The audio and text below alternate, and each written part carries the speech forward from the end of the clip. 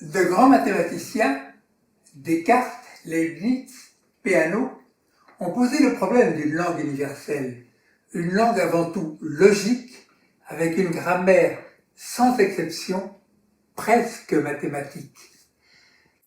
Mais la solution viable de cette recherche, c'est un oculiste qui l'a trouvée, Louis-Lazare Zamenhof.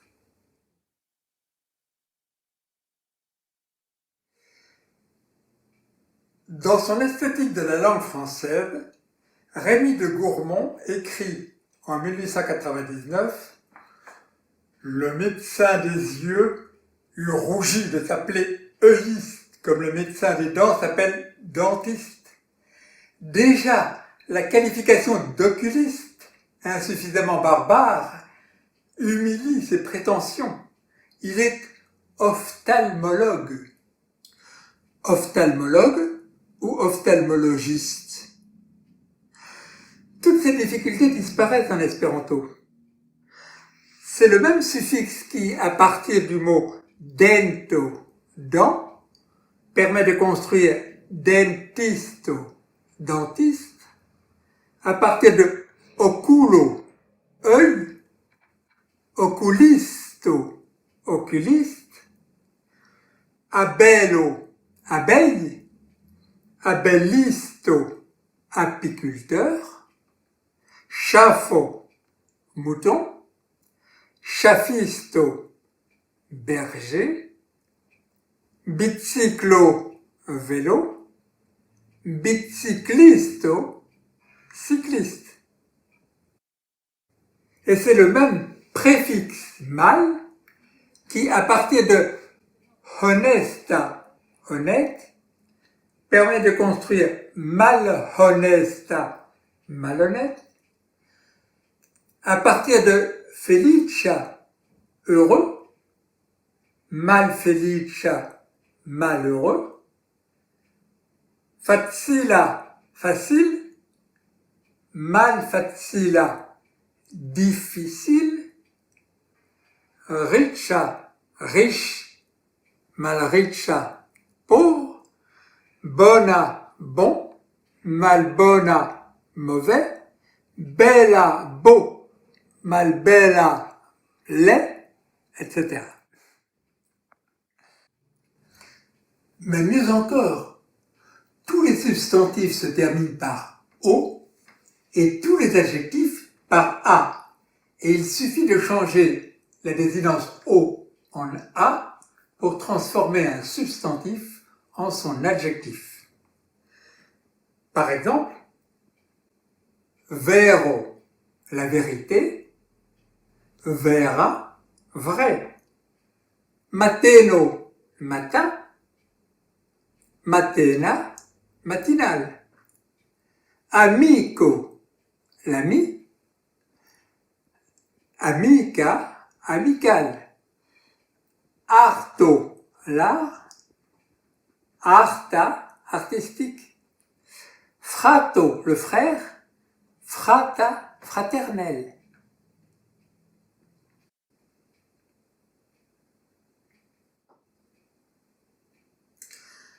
Cela fait ressembler l'espéranto un peu à l'espagnol, et il est vrai que les trois quarts des racines viennent des langues latines, mais certaines viennent de l'allemand, tago, le jour, taga, quotidien, ou de l'anglais, soit à partir de la langue écrite que birdo, oiseau, birda, aviaire, soit à partir de la forme orale, comme faero, le feu, faera, igné, ou même d'origine moins évidente, comme Elzo, l'époux, Elsa, marital.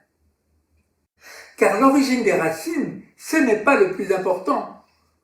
Le but n'est pas d'imposer la culture latine à toute la planète, mais de s'appuyer sur le principe le plus universellement partagé, la logique.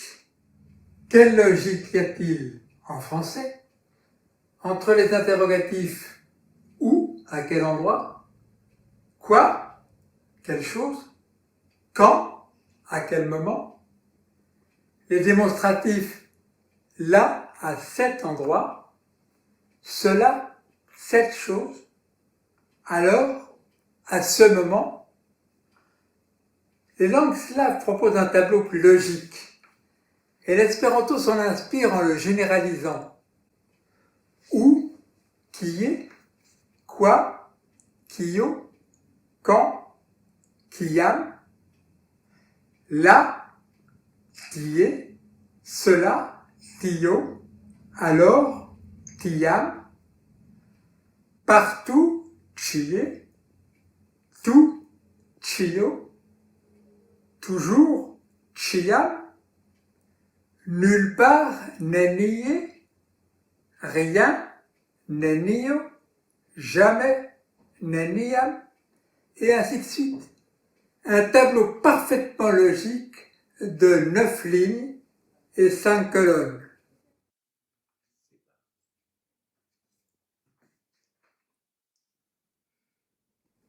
Mais qui parle l'espéranto? Des millions de personnes. Où cela? Dans plus de 100 pays, mais beaucoup également sur Internet. Sur Wikipédia, il y a plus d'articles en espéranto qu'en grec, en croate ou en hébreu.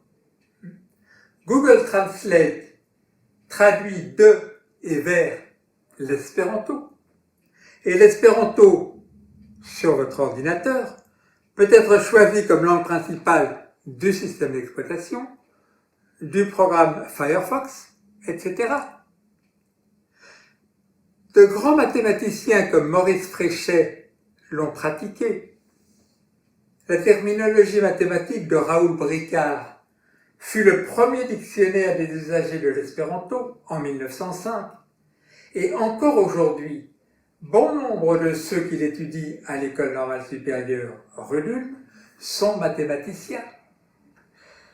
L'encyclopédie de l'espéranto, publiée en 1933 à Budapest, précisait que parmi les espérantistes, il se trouve proportionnellement plus de mathématiciens que de philologues et, au début du mouvement, à en juger d'après les usagers, il semblait presque que l'espéranto était une affaire non point de langue, mais de nombre.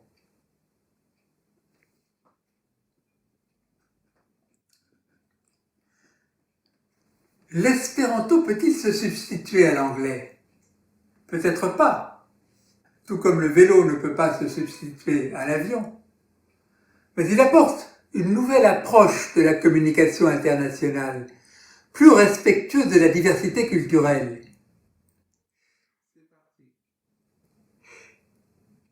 N'hésitez pas à vous inscrire à l'une de nos sessions au cours desquelles vous pourrez échanger avec nos intervenants espérantistes.